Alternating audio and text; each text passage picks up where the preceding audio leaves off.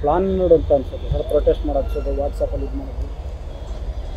ಈಗ ಸಾಮಾಜಿಕ ಜಾಲತಾಣದಲ್ಲಿ ಕೊಲೆಗಡಕರು ಅಂತೇಳಿ ಪೋಸ್ಟ್ ಆಗ್ತಾ ಇದೆ. ಸುಮ್ಮನೆ ಇರಬೇಕಾ? ಆಗಿರುವಂಥದ್ದು ಆತ್ಮಹತ್ಯೆ, ಕೊಲೆಗಡಕರು ಅಂತ ಹೇಳೋಕ್ಕಾಗುತ್ತೆ? ಕೊಲೆ ಆರೋಪ ಇದೆಯಾ? ಆದರೆ ನಾವು ಪೊಲೀಸಿಗೆ ದೂರು ಕೊಡಬಾರ್ದು.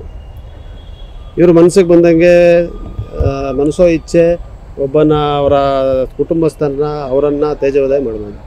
ಈಗ ಕೊಲೆಗಡಕರು ಅಂತ ಹೇಳಿದ್ರೆ ನನ್ನ ಕುಟುಂಬಸ್ಥರು ಓದಿದಾಗ ಏನು ಅನಿಸ್ಬೇಕು ಅವ್ರಿಗೆ? ನನ್ನ ಮನೆಯಲ್ಲೂ ಮಕ್ಕಳಿದ್ದಾರೆ, ಶಾಲೆಗೆ ಹೋಗುವಂಥ ಹೆಣ್ಮಕ್ಳಿದ್ದಾರೆ, ಹೆಂಡತಿ ಇದ್ದಾರೆ. ಅವರು ನೋಡಿ ನಾನು ರಾಜಕೀಯ ಜೀವನದಲ್ಲಿದ್ದೀನಿ, ವಕೀಲನಾಗಿದ್ದೀನಿ. ನಾನು ಇವರ ಕೀಳುಮಟ್ಟದ ರಾಜಕಾರಣವನ್ನು ಮೆಟ್ಟಿ ಇವತ್ತು ಶಾಸಕನಾಗಿರೋದು. ಬಿ ಜೆ ಪಿಯವರು ಮೆಟ್ಟಿ ತುಳಿದು ಇವತ್ತು ಇಲ್ಲಿ ಬಂದಿದ್ದೀನಿ ನಾನು. ಅದರಿಂದ ನನಗೆ ಏನಾಗುತ್ತೆ, ನನ್ನ ವಿಚಾರ ಅಲ್ಲ ಇದು. ಈಗ ಕೊಲೆಗಡಕರು ಅಂತ ಹಾಕಿ ನನ್ನ ಚಿತ್ರ ಮತ್ತು ಮಂತ್ರಗೌಡರ ಚಿತ್ರ ಮತ್ತು ತೆನ್ನಿರಾಮಯ್ಯನ ಚಿತ್ರವನ್ನು ಹಾಕಿ ಬರಿತಾ ಇದ್ದಾರಲ್ಲ ಇವರು. ಇದಕ್ಕೆ ಯಾರು ಜವಾಬ್ದಾರ ಇದಕ್ಕೆ? ಸೊ ಅದರಿಂದ ಇವರ ಕಂಗ್ರ್ಯಾಚುಲೇಷನ್ಸ್. ಯಾರು ಹುಡುಗ? ಮದುವೆ ಅಲ್ಲ, ಬಿಸ್ನೆಸ್ ಸ್ಟಾರ್ಟ್ ಮಾಡ್ತಾ ಇದ್ದೀನಿ. ಹೌದಾ? ಹೇಗೆ? ಬಾಸ್ ವಾಲಾ. ಬಾಸ್ ವಾಲಾ, ಬಿ ದ ಬಾಸ್.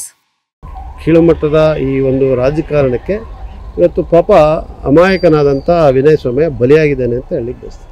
ನಾವು ಎತ್ತಿದಂಥ ವಿಚಾರವನ್ನೇ ಆತ ಕೂಡ ಪ್ರಸ್ತಾಪ ಮಾಡಿದ್ವಿ. ತನಿಖೆಗೆ FIR ತಡೆ ಕೊಟ್ಟು ಕೂಡ ನಮ್ಮನ್ನ ಕಿಡಿಗೇಡಿಗಳು ಅಂತೇಳಿ ತನ್ನ ಮೈನ ಅವರು ಪೋಸ್ಟ್ ಮಾಡಿದ್ದಾರೆ, ಸೋಷಿಯಲ್ ಮೀಡಿಯಾಗಳಲ್ಲಿ ಹಾಕಿದ್ದಾರೆ, ವಿರುದ್ಧ ಲೇಖನ ಬರೆದಿದ್ದಾರೆ. ಇದರಿಂದಾಗಿ ನಮಗೆ ಹೆರಾಸ್ಮೆಂಟ್ ಆಗಿದೆ. ಅದಕ್ಕೆ ಈಗ ಏನಾಗುತ್ತೆ ಅಂದರೆ, ನಾನು ಅದ್ರ ಬಗ್ಗೆ ಈಗ ಪ್ರತಿಕ್ರಿಯೆಯನ್ನು ಕೊಟ್ಟರೆ ಈ ಸಂದರ್ಭದಲ್ಲಿ ಒಂದು ಸಾವಾದಂಥ ಸಂದರ್ಭದಲ್ಲಿ ಸೂಕ್ಷ್ಮತೆಯನ್ನು ಅರ್ಥಕೋಬೇಕು ನಾವು. ನಾನು ಅದಕ್ಕೆ ಪ್ರತಿಕ್ರಿಯೆ ಮಾಡೋದಿಲ್ಲ. ನಾನು ಇವತ್ತು ಅವರ ಆತ್ಮಕ್ಕೆ ಶಾಂತಿ ಸಿಕ್ಕಲಿ ಅಂತಲೂ ನಾನು ಪ್ರಾರ್ಥಿಸ್ತೇನೆ. ಇದರಲ್ಲಿ BJP JDS ಕಾಂಗ್ರೆಸ್ ಎನ್ನುವಂಥ ಪ್ರಶ್ನೆ ಬರೋದಿಲ್ಲ. ಒಬ್ಬ ಯುವಕ ಅಮಾಯಕ ಸಾವನ್ನಪ್ಪಿದ್ದಾನೆ, ಅದನ್ನು ನಾವೆಲ್ಲರೂ ಕೂಡ ವಿಷಾದಿಸಬೇಕು.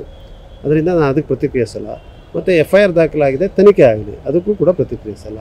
ಆದರೆ ಆಗ್ತಾ ಇರುವಂಥದ್ದು ಏನು ಅಂತ ಹೇಳೋದನ್ನ ವಾಸ್ತವಾಂಶನೇ ಮುಚ್ಚಿಟ್ಟಿದ್ದೀನಿ ಅಷ್ಟೇ. ಸರ್, ಇಡೀ ತನಿಖೆ